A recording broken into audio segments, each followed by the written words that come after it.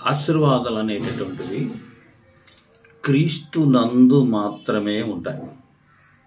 క్రీస్తుకు బయట ఆశీర్వాదములు లేవు.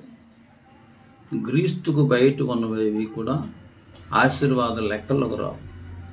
ధనము, డబ్బు, బంగారము, ఆస్తులు, ఆరోగ్యము, దీర్ఘాయుష్యు, కుటుంబాలు, ఇవన్నీ కూడా అనేకమైనటువంటి గౌరవాలు, ఇవన్నీ కూడా క్రీస్తుకు బయట దొరికేవేవి కూడా ఆశీర్వాదాల లెక్కలు రావు. ఇంకా చెప్పాలంటే మరి మనతో రావు అవి. ధనము నువ్వు పోతావు, అది ఉండిపోతుంది. లేదా ధనం పోయి నువ్వు ఉండిపోతావు. ఇవి మనతో రావు, ఏది రాదు. మనతో రానివి ఆశీర్వాదాలు కావు. మనం బ్రతికున్నా చనిపోయినా కానీ మనతో ఉండేవే ఆశీర్వాదాలు. అవి కేవలం క్రీస్తులో మాత్రమే దొరుకుతాయి. అటువంటి ఆశీర్వాదాలు కలిగి ఉండాలి. ఎఫెసీ పత్రిక 1:3 మన ప్రభువైన యేసుక్రీస్తు యొక్క తండ్రి యొక్క దేవుడు స్తుతింపబడునుగాక. ఆయన క్రీస్తునందు పరలోక విషయములలో ఆత్మ సంబంధమైన ప్రతి ఆశీర్వాదమును మనకు అనుగ్రహించెను. ప్రతి ఆశీర్వాదమును మనకు అనుగ్రహించెను. ఆల్రెడీ ఇచ్చేసాడు.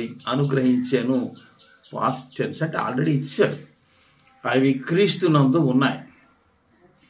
వాటిని మనం సంపాదించుకోవాలంటే మనం క్రీస్తులోకి రావాలి. ఒక పరిధి ఉంది, క్రీస్తు పరిధి. క్రీస్తునందు అంటే సంఘములో, అది కూడా ఏ సంఘములో? క్రీస్తు స్థాపించిన తన సంఘము. అది ప్రభువు వాగ్దానం చేశాడు మత్తయి 16:18, నా సంఘమును నేను కట్టుదును అని ఆయన వాగ్దానం చేశాడు. శిష్యుల మీద పరిశుద్ధాత్మ పంపించాడు. వారు భాషల్లో మాట్లాడారు, బోధించారు. 3,000 మంది బాప్తిస్మం ఇచ్చారు. పెంతెకోస్తు దినాన యెరూషలేములో స్థాపించబడింది. అదే ఆయన సంఘం. అది కాకుండా ఏవి కూడా ఆయన సంఘంలో కావు. హాలండ్లో స్థాపించిన సంఘం, అమెరికాలో స్థాపించిన సంఘం, రోమ్లో స్థాపించిన సంఘం, జర్మనీలో స్థాపించిన సంఘం చాలా ఉన్నాయి రకరకాలు. అవేవి ఆయనవి కావు. అవి క్రీస్తు సంఘాలు కావు. అందుకే బైబిల్లోని సంఘం గురించి రోమ 16:16 క్రీస్తు సంఘములు అని చెప్తున్నాడు. అవి క్రీస్తు సంఘములు కనుక ఆ క్రీస్తు సంఘములని మీకు వందనములు చెప్పుచున్నవి అన్నాడు. కాబట్టి ఆశీర్వాదములు దొరకాలంటే కేవలం క్రీస్తునందు మాత్రమే, అనగా సంఘములో మాత్రమే, ఆ పరిధులను దొరుకుతారు. అది దాటి దొరికే ఆశీర్వాదాలు లెక్కలో రావు. భూ సంబంధమైనటువంటి కొన్ని మేలులు అంతే, పరలోకానికి తీసుకెళ్ళవు. ధనం పరలోకం తీసుకెళ్తే ప్రభు ఎందుకంటాడు? ధనవంతుడు పరలోక రాజ్యంలో ప్రవేశించడం దుర్లభం అన్నాడు. భూమి మీద మీ కొరకు ధనం కూర్చుకొనకూడి అన్నాడు. ఆస్తుల గురించి మాట్లాడుతూ తన గురించి ధనవంతుడైన వాడు ఎలా ఉంటాడో ఒక వెర్రి ధనవంతుడు చెప్పాడు. కాబట్టి ధనధాన్యములు, భోగభాగ్యములు, ఆస్తులు, అంతస్తులు అవి అసలు ఆశీర్వాదాలే కావు. అవి మనల్ని పాడు చేస్తాయి.